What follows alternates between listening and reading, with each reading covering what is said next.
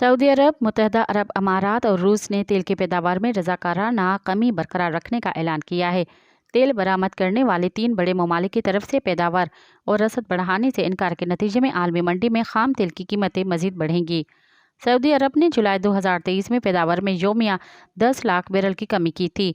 मुत्तहदा अरब अमारात की सरकारी मीडिया के मुताबिक पैदावार में 1,63,000 बैरल योमिया कमी बरकरार रही है। इसकी मजमूई योमिया पैदावार इस वक्त 29,12,000 बैरल योमिया है। UAE ने अप्रैल में 2023 में पैदावार 1,44,000 बैरल योमिया घटा दी थी।